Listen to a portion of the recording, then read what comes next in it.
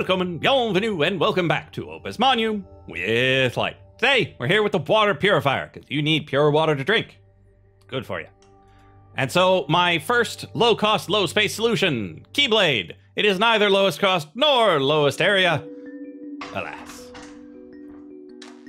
And so, it just takes your thing, puts it in, spins it around. Takes your thing, puts it in, spins it around. It's really quite straightforward. Gets the job done in a very easy to follow manner. But I'm sure you're already yelling at the screen, Lyte, why? Why would you do that? Why? It's a terrible idea. You know not to use a piston. I didn't know at this point. And the most important question you're asking yourself is, why air? I just didn't notice. I wanted to use both of them. There was no rhyme or reason behind it, really. And so, instead of using the air, you just use the water. It takes up one less area. You don't have that worthless air taking up space. The main reason why we don't use a binder diagonally here or here is because it ends up binding something that you don't want bound. And so we have to use the one pointing straight out to get the job done. Unless you had some magic unbinder or some wiggly wobbly way of getting it around that, but even that would take up more space, which is the whole point of what you're trying to undo here. And so we got our area down to 15 with that one. The cost is still 60 because we used a piston. So if you want to get it done without using a piston, as always, you use an arm and a track. And this one is rather fun to watch because it swings back and forth and back and forth, and a nice pendulum type movement. And I like that weird wobbly pendulum type movement that it uses. And so it uses the same basic principle of attach and spin. But now you only have the arm and the wobble. And it's nice and done and good. Now, the question becomes, would you be able to get this done with just one arm? Starts to get problematic when you try to do it with just one arm. Because you'd have it facing this way, and then when you try to add things onto it, you'd end up colliding with your own arm trying to attach the last piece. That's my experience with it. If you somehow found a way of finagling that out, feel free to let me know on Discord, or Twitter, or down in the comments. And so there we have our nice low-cost solution. Arm and wobble, off we go. Then, my original solution for just seeing how this whole thing worked looks a little something like this. And so the biggest concern in this entire problem is that you've got two inputs, but a size 7 output.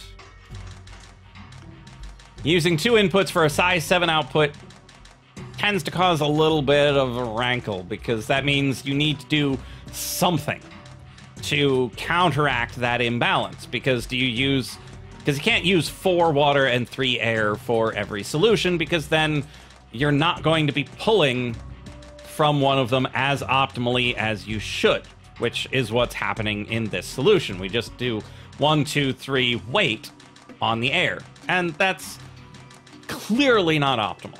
We know, just starting right off, that is not the best you're going to do on this puzzle. But it's not always clear how to fix it. And I mean, the general gist of this solution is very similar to the low cost and low space solution, where we grab it and we rotate it, but instead of doing it one by one, we do it in parallel. And so then you think to yourself, well, how can we do better? Because we'll need to alternate using the waters and using the airs, but then you've got this 7 up here, and as prime numbers get larger, they get more annoying. But what we end up doing is, instead of trying to alternate, we actually borrow one of the airs for later.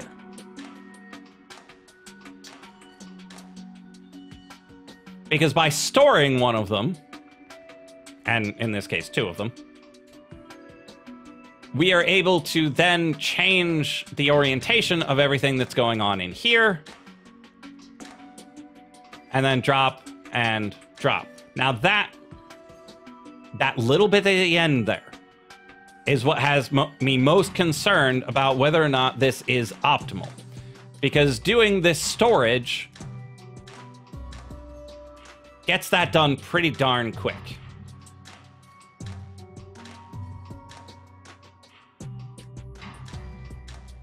And so we're doing a pretty good job of being optimal in this arena. And that pulls and drops nice and clean. But this one, a little dirty. Now, the reason we use this one at the end and not at the beginning is relatively arbitrary, but it's mostly such that we can grab it at the right time.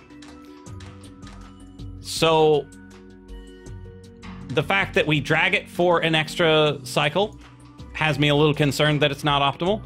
And the fact that the water and the air are desynchronized has me concerned that it's not optimal. Whenever you desynchronize your inputs, that means you're likely wasting a cycle somewhere in the process, waiting for that second input to arrive. And so I've got some serious reservations regarding the optimality of this solution.